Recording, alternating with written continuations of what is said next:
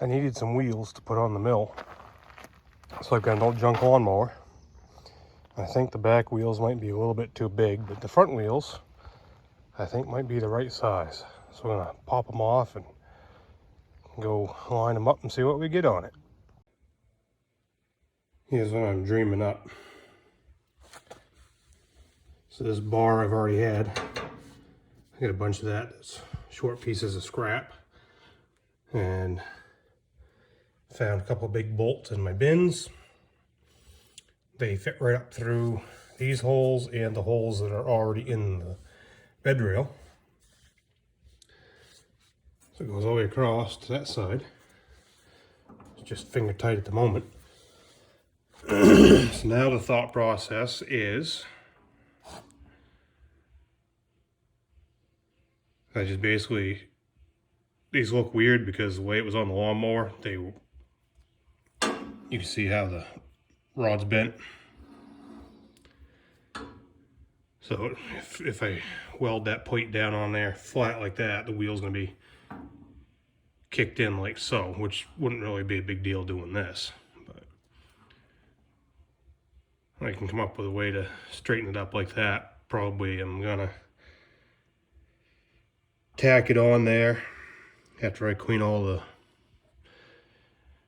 paint off, all that crap. Cut that stub off the bottom. That doesn't need to be there. And probably weld it on the end and one side there, and then I'll fill in something underneath it. Not 100% sure how I'm going to do it yet, but this seems to be a logical thing to do. And then to get this thing off the wheels outside, I can either just pick the back end of this up and take the bolts out and roll it out, or when I level it, I just have to set my leveling feet a little bit higher, and that'll pick this up and get the wheels off the ground a little bit. So there's a couple different ways. Here's what I'm conjuring up. The more I get thinking about it, the more I says, you know, I don't really care if they're towed in a little bit like that. I'm not gonna be towing this thing anywhere. All the wheels are forward, so I can roll it out of the shop, roll it around in the driveway, roll it onto a trailer. There's gonna be no speed with it, nothing like that. It's just so it can move. So as long as they're straight this way, and not, you know, cockeyed out, cockeyed in, or anything like that, it'll roll pretty good, even if it's just tipped over a little bit on its side. So looking around in my junk bins, I found 2 more bolts that came up through the holes. Now there was a flat metal piece sticking off here, cut that off. I've cut those stubs off, both bottoms.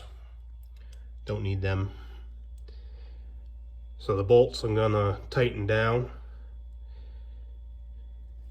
and use those to get these things oriented so that they're straight with the track.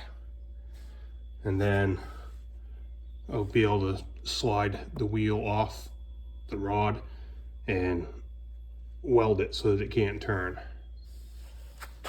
You can see over here a little bit better. I'll wind up cutting that back in a little bit. But it'll tighten down, that'll hold the alignment. And I can weld that. And there's the wheels. Set up in this configuration, they do not interfere with the carriage. Carriage comes all the way back just like it's supposed to. You could drop your lock pin in there still, no problem. So if I had put the wheels on the inside, they would have had to been way in here narrow, and that would have made the thing tippy while trying to move it. So it's better to have them spaced on the outside. All right, so I rolled the power head up there out of the way. I got a straight edge here. What I did is I ran a tape measure between the surface of the straight edge and the edge of the tire here, and then down here on the back side.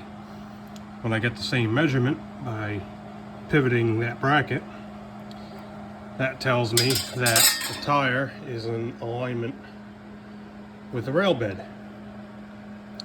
So then I know it's not, you know, cockeyed in or cockeyed out. And then I get in there, got a weld bead. Now I can slide the tire off the axle. And I can get in here easier. Weld that up. Yeah, got wheels. They're all pinned back on the hubs. They're free spinning right now, which is okay.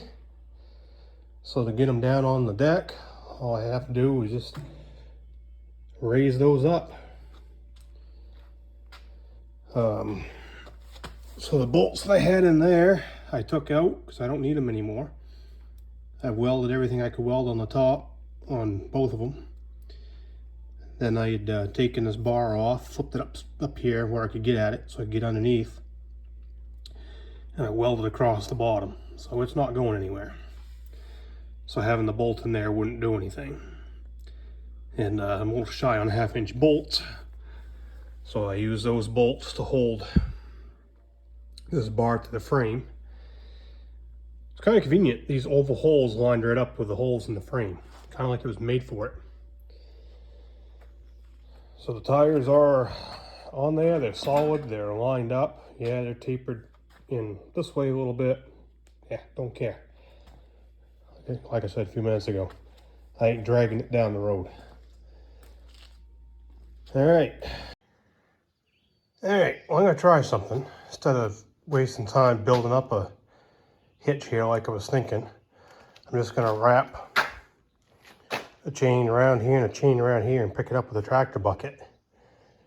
And I think by doing that, the wheels are gonna hit the deck and all these will come up because it's gonna tilt.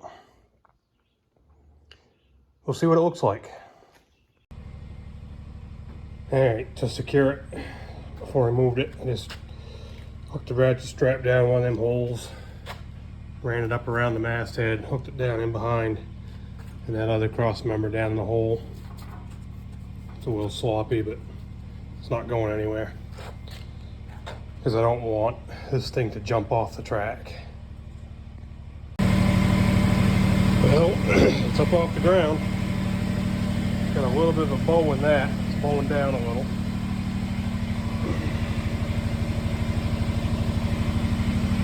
Maybe if I rolled the power head up toward the tractor bucket, that would help get the weight off the wheels. It's a little better, I think. Power head's up closer to the bucket. But